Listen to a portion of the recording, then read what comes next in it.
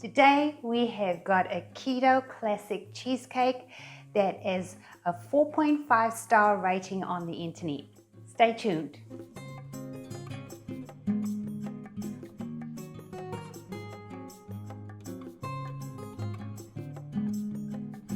Hi guys, welcome to Cook with Mel. If you're returning, welcome back. If you're new here, please consider subscribing and hit the notification bell so you get all our recipes. Today, we are doing a keto classic cheesecake recipe by one of my favorite recipe creators, Chocolate Covered Katie. Over 400 people have rated this cheesecake as the best keto cheesecake they've ever tasted. This 5-ingredient cheesecake does need to refrigerate after it's baked for 24 hours, so give yourself some time to make it. We also give you a recipe for a thin, beautiful crust, and we show you how to take your cheesecake to the next level with the strawberry topping. Let's get into that recipe now. We're going to grease and line your cake tin, and you can see how I did mine. I took the time to cut out baking paper and lined the bottom and the sides. And then, just to prevent any water seeping through, because we're gonna bake this in a bath, you're going to protect the bottom just by lining the outside with foil. Okay, so this is what I've done with the foil. I have just wrapped it around up to about halfway of your pan, and that should protect any water seeping through. And when I say bath, this is what I mean. You're going to take a tray that your cake tin can fit in, and we are going to pour some water in there.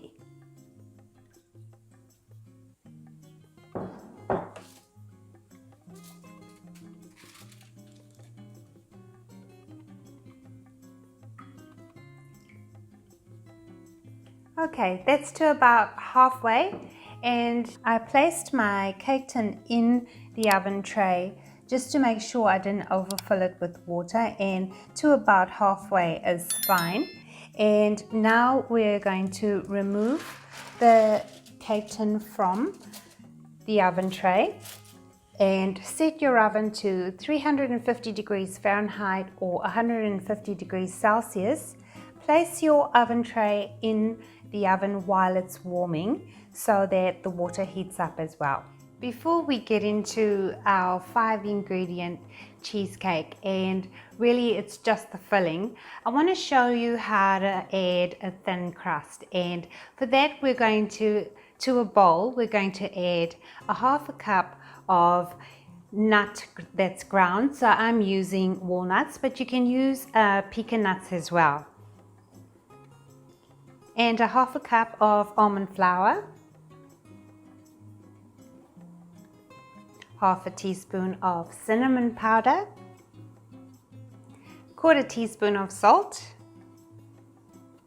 a tablespoon of coconut oil that is in liquid form, and lastly a tablespoon of water. And you're just going to mix that all up until it's a thick, crusty kind of paste, if you like.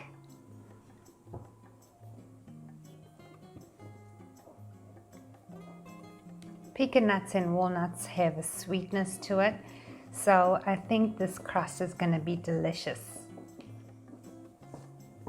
That's ready now. So when you flatten it, it should be able to form a solid piece, if you like, or surface. And now we are going to line our baking tray, because of course this is the crust. Add all of your crust mixture, and you can spread that around. And now we're going to flatten it into the base. Just a few tips when doing your crust. You just use your fingers to press down, and if you are short at the end of it, you just move the dough or crust mixture up, so that gently up, so that it does end up filling. It is very movable, so you shouldn't have an issue, and if it turned out like this for me, it should for you as well. Set your pan aside now and let's make the cream cheese filling. So that crust was totally optional. I just wanted to give you the choice of whether you wanted a crust on your cheesecake. So this filling that we're going to prepare, you just add it all to the cake tin as we showed you, how to prepare cake tin before. To a bowl, you're going to add 720 grams of cream cheese at room temperature, like this. Then 420 grams of sour cream, also at room temperature. And you can use a mixer, but I'm doing this by hand because we cannot overbeat or beat too much this mixture because it will end up cracking. So I want to be able to control how much beating I do. Next, 2.5 teaspoons of vanilla.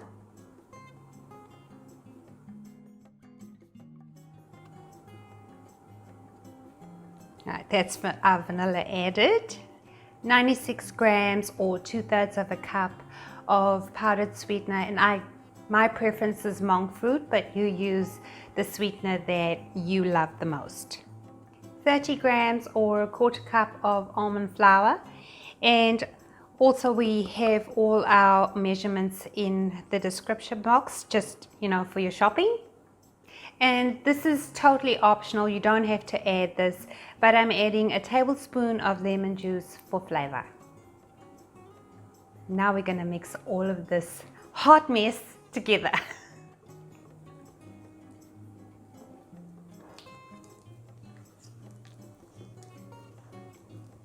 Okay, this is how I got it. I found it really tough to do it by hand, so I put my hand beaters on for about maybe a minute. I just ran it right through the cheesecake filling, and that was fine.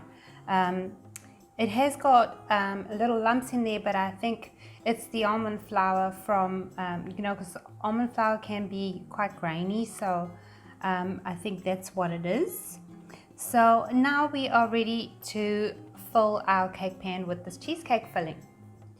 Add all of your cheesecake filling now on top of the crust if you have made a crust, or straight into your cake tin.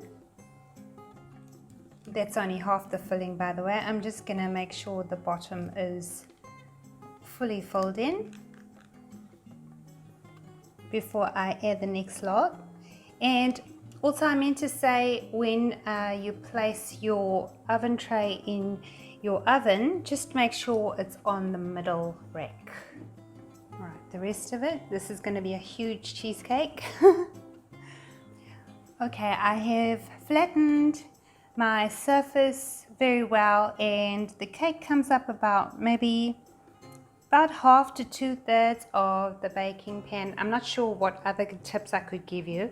If you are using a 9-inch cake tin, you're going to bake it for 30 minutes, and if you're using an 8-inch like I am, you're going to bake it for 38 minutes. And when you bake it, please don't open the oven, just let it do its thing all by itself. Right, in the oven it goes. Bake time is up. Turn off your oven and let the cheesecake sit in the oven for 5 minutes. And now we're going to remove it. Da, da, da, da. You can see this is, well, to me this is exactly what a cheesecake's supposed to look like. You've got a browning on the top and everything looks gorgeous. However, this cheesecake is not complete at this point. Yes, we've baked it in the oven, but you will find that it's quite jiggly at the moment, and to settle it down and to further solidify, we need to refrigerate for 24 hours. I'm just removing the foil from the bottom of the pan, and this is now going in the cake tin straight into our refrigerator. Your cheesecake would be absolutely beautiful without a thin crust and without the topping that I'm about to show you how to make. But if you want something that's really decadent and beautiful, include the crust and include this topping. I've got here aeroplane jelly. Now, aeroplane jelly is 0.1 grams of carbohydrates. It's really nothing. There's no additives, aspartame and all the things that some people fear with using pre-produced products. So what I'm going to do now is I'm going to make one sachet, which will give you 500 mils of jelly. So I'm just going to add that to a heat-proof jug and add a cup of boiling hot water, and then dissolve that. So I'm going to whisk it, and once it's dissolved, add another cup of cold water. And this is strawberry jelly because I've got strawberries in the fridge, and I'll show you what I'm going to do with that. Okay, as you can see, I've added my cold water, and this is 500 mils. And the instructions say to let it set for 4 hours, but we don't actually want the jelly to set. We want it in a cold liquid form because we're going to pour it over the top of the cheesecake to make a beautiful strawberry topping. So I'm gonna let this cool down and put it in the fridge for 2 hours, just until it's like a chilled drink, if you like. And then we are going to whip out our cheesecake and finish off the topping. I'm going to show you how to take this cheesecake up a notch, and to do that I've cut some strawberries, and we are going to line the edge of the cake and the cake tin with these strawberries.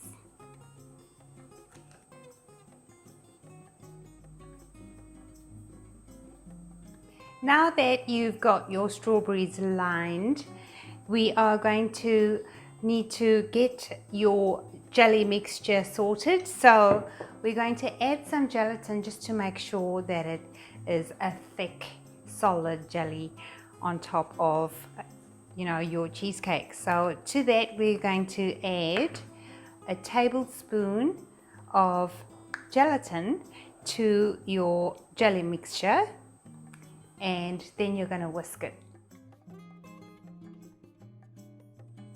This is my jelly mixture with the gelatin fully dissolved. That's just little bubbles in there, but I did check everything is dissolved, well, the gelatin. And now I'm just going to pour this directly over the cheesecake. Are you nervous for me?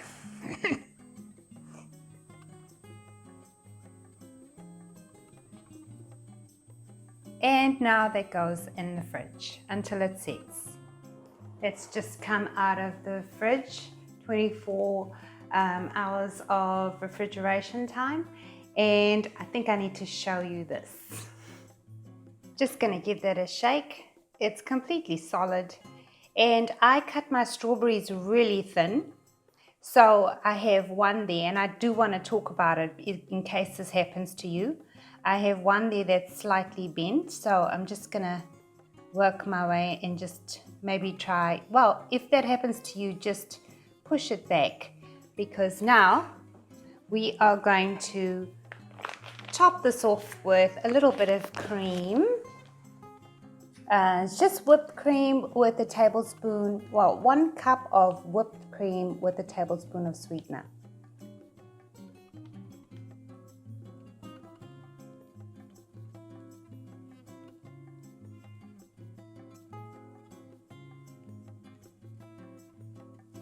Ta-da! And now we're just going to remove everything. It should all be quite solid.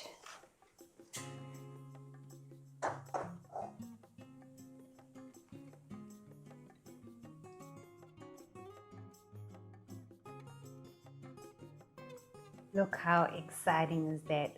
I think if you serve this to non-keto family and friends, they would never believe how low carb this cheesecake is.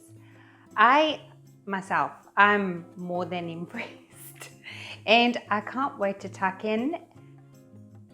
I'm actually speechless. Thank you so much for watching me have fun in the kitchen. Stay safe and be well. Right, can I eat it now?